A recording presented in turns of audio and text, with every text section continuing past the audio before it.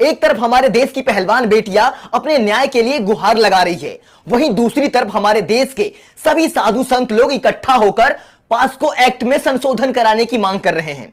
अब न्याय दिलाने के लिए जो बेटियों के पक्ष में खड़े थे, उससे ज्यादा हमारे देश के साधु संत लोग बेटियों के न्याय के खिलाफ खड़े हो चुके हैं।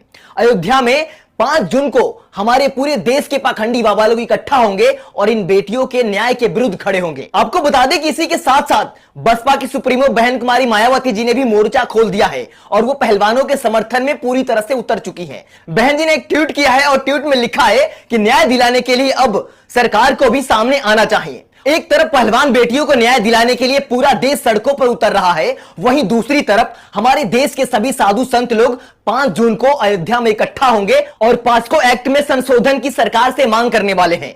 यानी हमारे देश के साधु संत लोग ये सिद्ध करने वाले हैं कि हमेशा वो लोग गलत लोगों के साथ ही खड़े हो सकते हैं। एक बलात्कारी को बचाने के लिए हमारे देश के सारे साधु संत लोग 5 जून को अयोध्या में इकट्ठा हो रहे हैं। कितनी शर्म की बात है। एक तरफ बेटियां न्याय के लिए सड़कों पे गुहार लगा रही है, वही हमारे देश के साधु संत लोग उनकी आबरू इज्जत लूटने वालों के साथ खड़ी हो रही है। इसी से आप अंदाजा लगा सकते हैं कि नए संसद भवन के साथ ही एक नए भारत का आरंभ हो चुका है।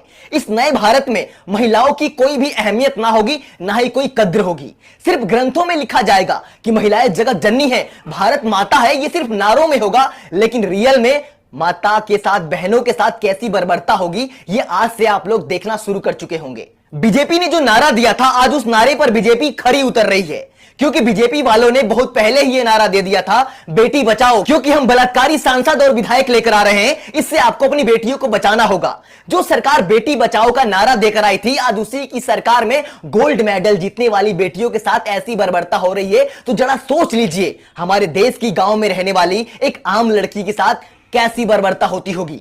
आखिर हमारा देश ये किस ओर जा रहा है, किस आधुनिकता की ओर बढ़ रहे हैं हम लोग कि हमारे देश के सभी लोग धार्मिक आडंबर पाखंडवाद में फंसकर ऐसे बलात्कारियों के समर्थन में खड़े हो जा रहे हैं। हमारे देश के साधु संतों की अगर जांच करवाई जाए सही से, तो उनमें से 95% लोग क्रिमिनल बैकग्राउंड से मिल जाएंगे। इसीलिए हमेशा आपने देखा होगा कि ये साधु संत लोग हमेशा बलात्कारियों के साथ खड़े होते हैं, हमेशा देश विरोधी कार्यों में शामिल होते हैं, और ऐसे लोगों को मोदी जी ने संसद भवन में जगह दे दिया है। ऐसे लोग साधु संत जो हमारे देश को आडंबर पाखंडवाद की तरफ ले जा रहे हैं, हमारे देश की संस्कृति सभ्यता को चुराने वाले लुटेरे लोग हैं ये लोग, और ऐसे पाखंडी साधु संतों को हमारे देश के प्रधानमंत्री जी संसद भवन में ले जा रहे हैं। सोचने वाली बात है कि हमारे देश के एससी एसटी ओबीसी वर्ग के लोग मंदिर की तरफ जा रहे हैं, मंदिर में जाने के लिए मार खा रहे हैं, लेकिन हमारे देश के जितने पाखंडी हैं वो सभी के सभी संसद भवन जा रहे हैं। योगी जी को देखकर सभी दलितों को सीख लेना चाहिए कि अगर मंदिर से न्याय मिलता तो योगी जी कभी भी राज्यसभा और संसद की तरफ नाक कूच किए होते। अंग्रेज और